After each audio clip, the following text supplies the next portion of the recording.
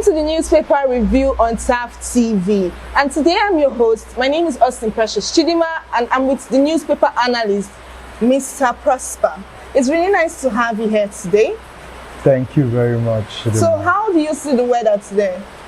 No, the weather, it's raining, and in this weather, this weather, it's cold and calm. For some of us, we would have been in our homes, on our beds. This could also, we cannot say this is just like weather for two, but we have to come to work today, being the Tuesday.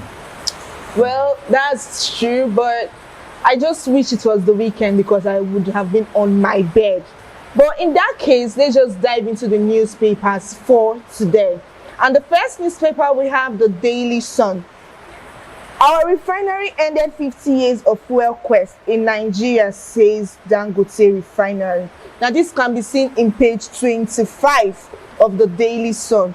CVR, 4.5 million voters register. Students account for 1 million. Now, this is on page 6 of the Daily Sun newspaper. Atiku, revolution looms in Nigeria. Ex-vice president says hardship, hunger alarming. Tinubu lacks capacity to fix problem. Presidency, APC firm says Nigeria getting better. Now, you can always see that in the page 6 of the Daily Sun newspaper. IPOB, court declines hearing on Kanu's motion seeking transfer from DSS to National Hospital. This is in page 4 of the newspaper. Nigerians' role as the African's leading logistic hub depends on the railway revival. This is in the page 22 of the newspaper. PDP tackles APC's claim ruling party in panic mode, shopping for endorsements. Now, this is found in the page 6 of the newspaper. Now, Mr. Prosper, this Atiku's revolution loom in Nigeria, him always tackling the president, stating that the president lacks capacity to fix the country, always having something to talk about, the president of Nigeria. What's your take on this? Okay, actually, firstly, I'll tell you, Atiku as an opposition is doing his job, and him tackling the president is not out of state. He's doing his job as an opposition in the sense of discrediting the president and trying to credit himself. And saying that revolution looms, in that comment, I would agree with him, because looking at the state of the country, how hungry the masses are, and the hardship, you would say they're just saying that a hungry man is an angry man. And very soon, from the look of things, I might agree with him on the revolution aspect. There might be a revolution, or there might not be. But with the way things are going, I think the federal government should look into the livelihood of persons in this country and try to increase it and remove a lot of tax, because most things, the prices of things, keep on going higher and higher. And we can see in Nepal that where citizens burnt down national buildings and all that. But we just pray such a thing does happen in our country, and as Nigerians, so we are civilized and we would survive in every situation. Now, you talked about Nepal and citizens and all of that. Now, bringing it to to Atiku. Now, it seems that Atiku doesn't just want to win the election. He is fighting hard for Nigerians to see the faults in Tinubu. So, is his attack game valid?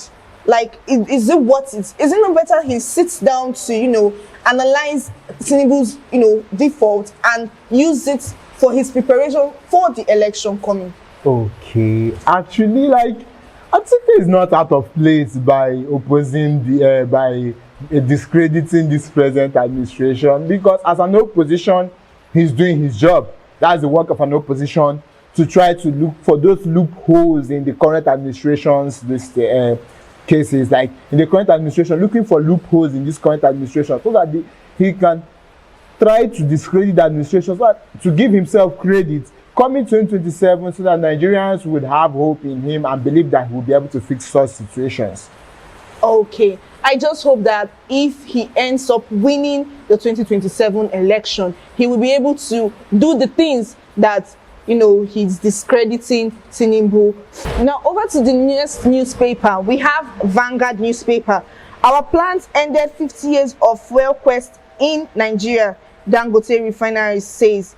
You can see that in page 20 of the newspaper. My achievements will speak for me in 2027. Now you can see that in page 47 of the newspaper. Inflation rate dropped to 20.12% in August. Now you can also see that in page 19 of the newspaper. No glitches, no excuses. PDP warns INEC on 2027. It's also in page 48 of the newspaper. Bandits adopt 40 in Zamfara mosques as peace deal collapses. You see that in page 5 of the newspaper. Tinubu cuts 10 days vacation, returns to Abuja today. It's in the page 48 of the newspaper. Presidency, Atiku biker over hunger, Looms revolution claims. Now it's in the page 8 of the Vanguard newspaper. ADC to court, you have no power to sack Mark-led ASCOs. Now it's in the page 9 of the newspaper. NASS to Natasha, allows Senate courts play constitutional role. Now this is also in page 8 of the newspaper. Now before we dive into some other juicy things in this Vanguard newspaper, I can see that Tinubu has cut down his 10 days vacation to come back to Nigeria. I feel like he wants to continue his role as the president after leaving us for 10 days vacation. What's your take on this?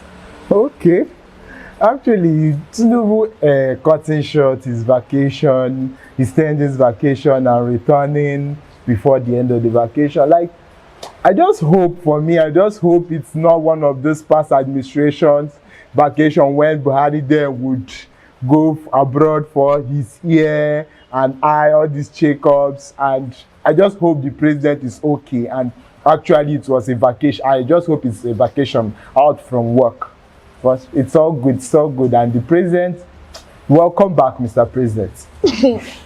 Definitely welcome back, but I hope he's fit and ready to start his job as the president. Now back to this part where the bandits adopt 40 persons in Zamfara state after their prayer at the mosque, stating that the peace deal collapsed, that it did not have any good response from the government. What's your take on this? Firstly, saying the peace deal collapsed, I don't think there was any peace deal, because when they met with the governor of Zamfara state, the request of these bandits were that the government should pay them protection fee and that they will be collaborating with the vigilante. And the government said no, that he won't be negotiating such with them, that they should surrender. And I think these bandits are just trying to make a statement at this governor, trying to tell him that they will do whatever they want by adopting people that we are praying.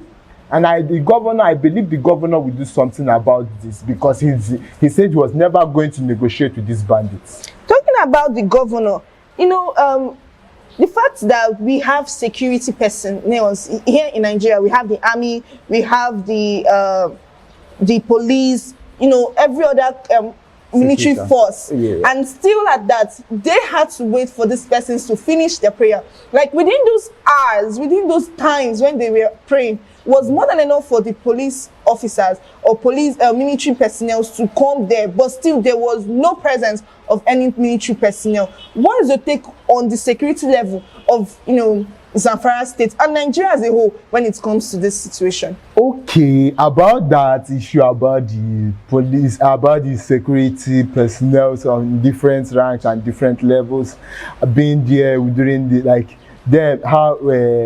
them arriving within that period, or how they were found wanting. I'll say how they were found wanting within that period. You could see last week where the president was talking about giving the states an autonomy over a level in the police, like the governor having to make the shots about the police in the states. So I believe that if this had been done, the governor would have called the shots, and the police would have arrived on time. Like, because if you ask yourself, like, how long? Like, you know, most times if you say Muslim prayers, it takes time. And imagine these bandits waiting and waiting, like before these people finish their prayer.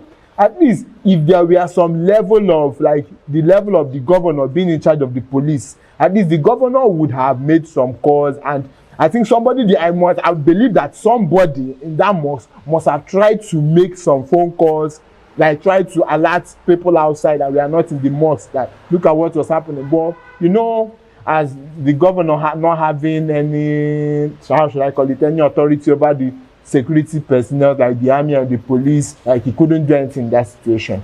So I just believe the governor of Zamfara State, as he's strong on his stand that he's not going to negotiate with these bandits, but I think with time he will be able to do something about these bandits in his state. I just hope with time, before the bandits adopt many more persons, the government of Zamfara State will come up with something or a resolution on this particular case. Now, over to The Guardian. 2027, Nigerians won't accept technical glitches excuses, PDP warns INEC. Now, this is found in page 3 of The Guardian newspaper. FG suspends custom FOB level on imports. Now, this is found in page 4 of The Guardian newspaper.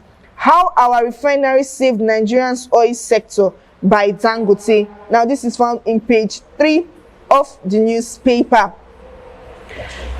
NMA rejects salary cuts for Lagos doctors, faults FG on fundings. Now, this is found in page 5 of the newspaper.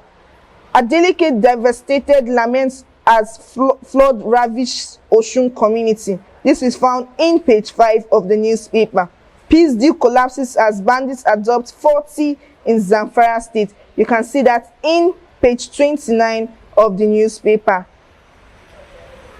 Money illusion fuels fiscal crisis as state debt deflects soar. Now, this is found in page 6 of the newspaper. Talking about the rejection of salary cuts for Lagos doctors. Now, the doctors of Nigerian doctors have been on strike for 5 days. And we believe that they agreed to start on the 16th, which is today. You know, why they still give the government 2 weeks to adhere and respond to their request. Now, what is your take on this salary cuts and the doctors going on strike? These doctors, their reasons for going on strike is very valid. Like I would say, you know, these doctors, they are being overloaded with work. A resident doctor that had like a normal it's supposed to be a doctor to 600 patients, but now you go to hospitals, you see a doctor to 10,000 patients, and the pay is nothing to write home about. Imagine a resident doctor allegedly being paid 30,000 to 40,000 naira. What does that have to do for the doctor? In the sense that this doctor has to work from Monday to Sunday, every day, always on duty, and you're paying this doctor this small amount, and they are still talking about cutting this. I think the federal government and the governor of Lagos State should do something about this. Now, slashing the salary rate of the doctors. Now, let's make this clear. Doctors are human beings, and just the same way machines break down due to constant usage, doctors too, break down due to constant stress. And we're talking about residential doctors, the resident doctors rather, the fact that they are being given a lot of workload, their mental health is not put into check, their physical health is not also put into check, and the fact that they're trying to treat other people while themselves are not being treated, it's very, very, very alarming, and it's something that they need to go into. I feel like instead of cutting their salary, they need a raise, because why will a doctor be having below the minimum wage of a common Nigerian citizen? So I really appreciate the fact that you were with me in this in this newspaper review today, Mr. Prosper, and I would love to know your opinion in the comment section in respect to the newspapers for today. I remain your host, Austin Precious Chilima.